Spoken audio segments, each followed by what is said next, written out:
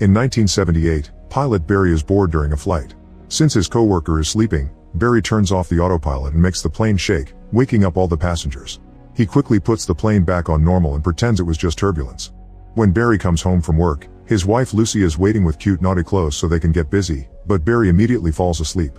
One day while Barry is having a break at a bar between flights, he's approached by Monty, who knows Barry's secret. It turns out he's been smuggling cigars to make extra money. Monty is a CIA agent who thinks Barry's profile is interesting because he's had plenty of important achievements, so he wants Barry to help the country. The agent takes Barry to a secret hangar to show him an extremely fast aircraft that Barry could fly if he takes the job.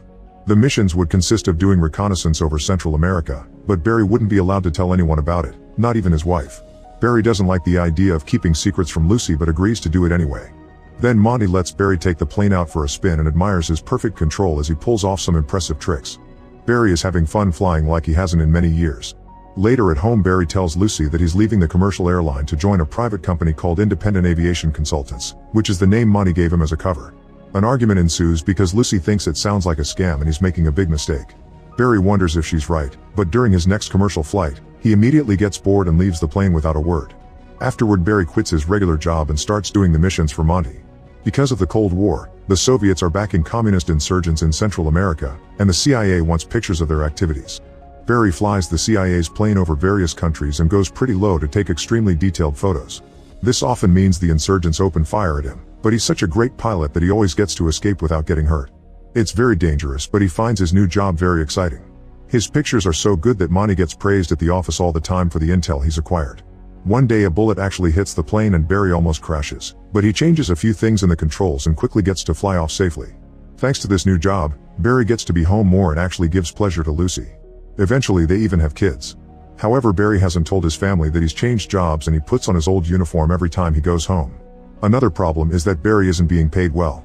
Monty always showers him with compliments, so Barry asks for a raise, yet Monty says he has to wait. Sometime later, Barry is given a new mission which he calls Bagman. He has to stop at Panama and exchange packages with Colonel Noriega, who has been selling intel to the CIA. One day Barry lands in Colombia to refuel when suddenly some men surround him and take him away in their car.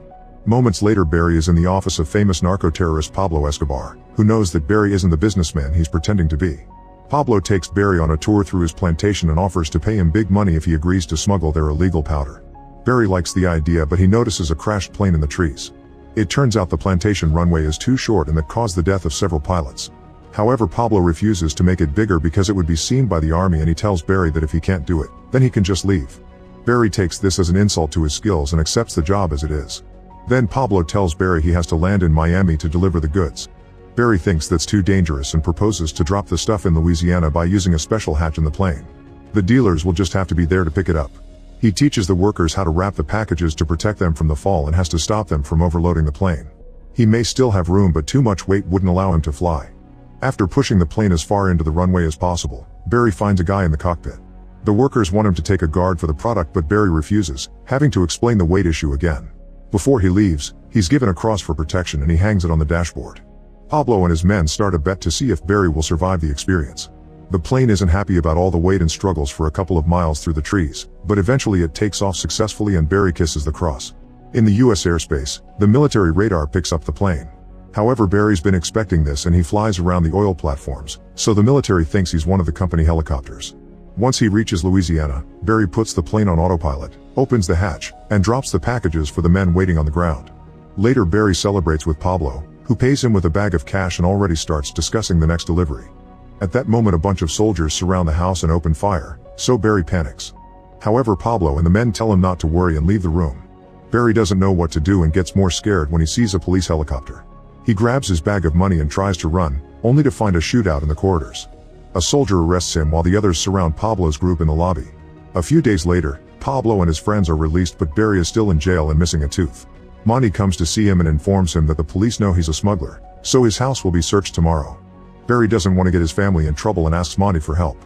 The agent agrees to help Barry, but in return he'll have to deliver weapons to some rebels in Nicaragua since the new president has a plan for the war. A desperate Barry has no choice but to take the deal. Moments later, Barry is out of jail, but Monty couldn't make the search order disappear. To protect his family, Barry can move to a place arranged by the CIA in Arkansas.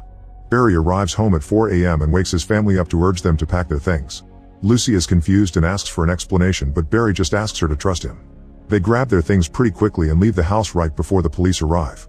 In Arkansas, the family isn't happy to see a boring, small town with almost no people. The house is in the woods and needs lots of repairs. Monty is waiting in the forest, so Barry leaves without an explanation and Lucy starts to get suspicious. The duo makes it to a private airport and Monty reveals that the whole area from the house to this place belongs to Barry now. Then Monty shows him the weapons he'll have to deliver and a map to avoid all the army bases.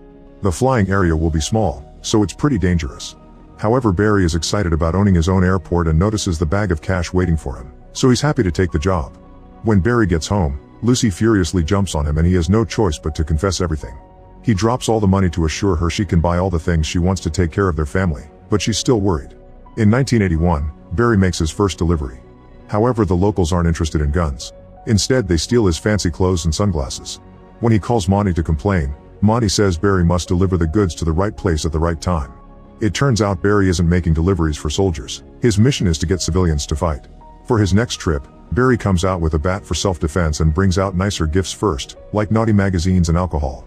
At that moment he's found by Pablo and his men, who want him to smuggle for them again. Since now Barry has the CIA's control map, he's happy to accept. Barry starts making multiple deliveries with a simple plan. He picks up the guns in Arkansas, avoids all law enforcement, thanks to the map, and lands on Pablo's headquarters. The Colombians keep most of the guns and load the plane up with their product, which Barry then takes to the training camp. There the powder product is put on boats that sail it to Miami. Barry also gets bags of powder that he takes to the state after a stop for fuel in Panama, where he's protected by Noriega. The colonel gets some happy powder in payment too. When Barry returns to Louisiana, he dumps the rest of the bags in the swamps for the dealers to collect. Barry starts making a lot of money with this side job and the operation gets so big that he hires help. These 4 men have experience in illegal activities and Barry nicknames them his snowbirds. All of them fly separately for maximum profit. One day Monty approaches Barry with huge news. The US government wants to bring the insurgents to Barry's land to train them. Soon all of Barry's planes are bringing people over and those rebels are happy to leave their poor neighborhoods because they believe the fake promises of the American dream. Every time Barry lands in Latin America, the locals surround him and beg him to take them. Soon an entire training base is set up in Arkansas and the young men are trained in firearms. Barry continues to take pictures and deliver both guns and powder as well. Some people in town are starting to get suspicious, but Barry's doing lots of projects that keep everyone happy, so they're willing to look the other way. By 1982, Barry has bought a new car and renovated the entire house, but he still has too much money and he can only deposit a small amount in the bank without giving away his illegal business. To deal with this, he sets up a bunch of companies in town and creates silly jobs for the locals. Eventually he even buys new planes for his airport. Lucy likes the new fancy life they're living and starts going with Barry to the parties thrown by Pablo. One night the couple even gets dirty while Barry is flying the plane. The money still keeps coming and is starting to pile up around the house, so Barry's solution is to bury it in the backyard. One day Lucy's brother JB comes to see the family and explains he's unemployed, so Barry allows him to become the cleaning boy for the airport. During this time, the money keeps piling up and there's no more room in the backyard. The dog digs out a bag by mistake and JB ends up finding some bags too. When Barry opens the barn door, the bags of money fall on top of him. He ends up dropping the cash in the barn among the horses' hay. That afternoon JB comes home with a new car and a girlfriend who appears to be a minor. Lucy immediately takes the girl away and Barry scolds JB for spending money recklessly. In 1983, Barry's crew is tired after a long day of work. That night they aren't careful enough during their trip home and the planes are finally detected by the government's radars. The army jets start following the team and Barry knows they can't outspeed them because those jets have the fastest technology. Instead he tells his team to slow down and circle over the ocean for the rest of the night. Eventually the jets run out of fuel and have no choice but to turn back. Sometime later the FBI notices that a little town in Arkansas is producing way too much money. An agent visits the place and notices there are too many banks, not to mention the luxury cars on the street. Meanwhile Border Patrol also finds Barry's planes and sends out their own. They learned from last time and now they send normal planes that keep up with Barry's models. Unable to lose them, Barry decides to make a sudden turn and lands in the middle of a street. A car has to drive off the road to avoid a crash and the plane destroys various signs as it continues to move. It ends up crashing into trees in someone's backyard before it finally stops. Without hesitation, Barry grabs his bag of money, drops some cash for the people living there, and takes a kid's bicycle to escape. In the meantime Pablo declares war on the government and his group is kicked out of Colombia, so they settle down in Nicaragua. Barry immediately leaves to meet him, so JB takes the chance to steal a bag of money and goes to town. The sheriff sees him and immediately chases after him to arrest him on the street and soon the FBI agent follows them. Lucy calls Barry to warn him but he can't leave until he finishes a new deal with Pablo, which will be even more dangerous. Once he gets home, Barry calls JB in jail and tells him not to talk because he'll take care of everything. Then Barry calls Pablo and tells him he must pause business until he's done dealing with the JB issue, but Pablo promises he'll solve it. A few hours later, JB is out of jail.